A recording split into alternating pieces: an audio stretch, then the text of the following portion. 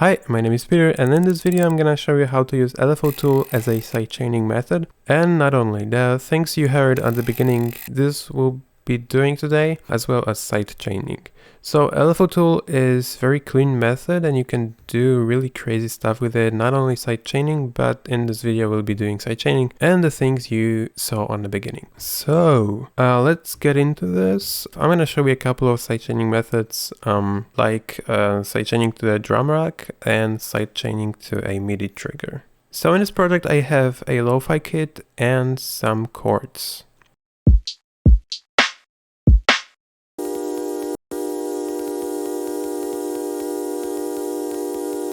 So I'm gonna quickly create a group and the Midi trigger. If you have groups and in the groups you have tracks, you basically want to sidechain more than one track. So grouping and then sending this to sidechain track and having a sidechain on the sidechain track, it's more like a time saver. So now I'm gonna send this group to sidechain, and on sidechain I'm gonna click in. So now this track is going through the sidechain track and it's going to the master. If I move this, it won't play. Okay, so now on the sidechain group, I'm gonna place a LFO tool on this, and I'm gonna create a shape kind of like this, like that. Depending on the length of your kick, it's gonna be something like this, and you can adjust that anytime you want.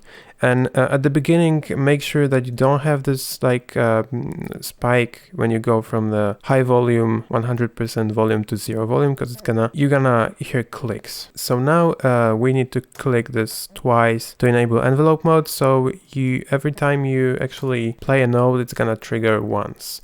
So on the trigger Midi track, I'm gonna send this to sidechain, and it's already sent to LFO Tool. We have to move this knob all the way to the right, so it's actually ducking the volume. So in this track, when this track is armed, when I play the note, it will sidechain this. So to be able to play a kick and a snare, so that this LFO Tool is ducking the volume when I play kick and snare. So how can I do this? Actually, as you can see, we have a drum rack here.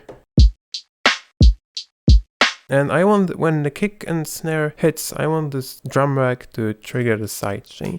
So I can send the drum rack to the trigger as a MIDI input.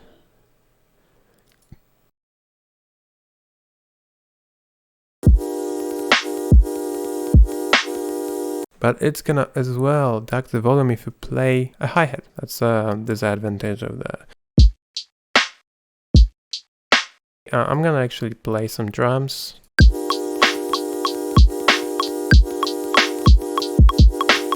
Oh, okay.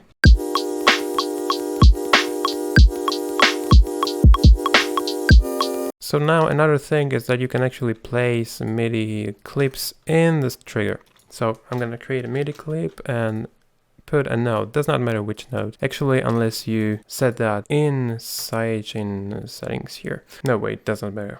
Only the velocity matters, but it didn't work for me anyway. Anyways, this note is gonna trigger the sidechain and it's gonna duck the volume whenever it hits. So you can actually put this on your own, or you can copy that drum loop and delete the hi-hats. That's gonna work as well.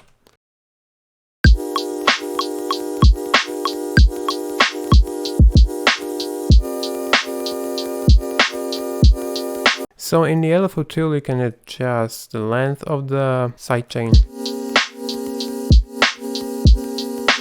And you can really do some crazy things with it. You can even reverse the shape, so every time the trigger hits, it's gonna only play this part of the volume and it'll stay quiet unless you hit a note.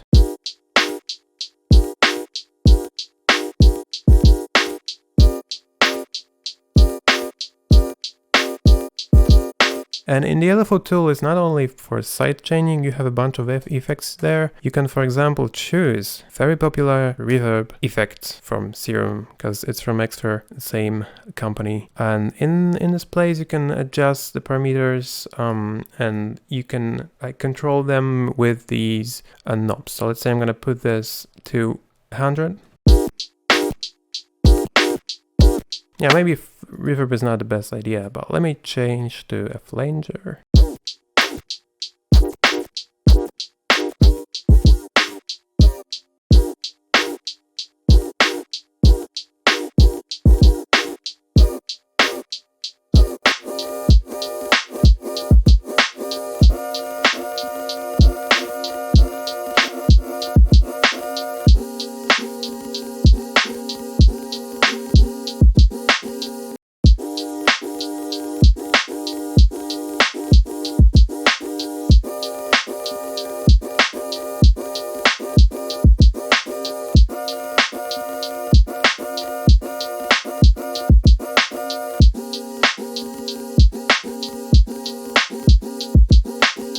Yeah, that's cool.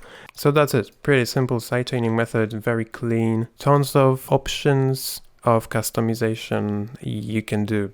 So thanks for watching and see you in the next video.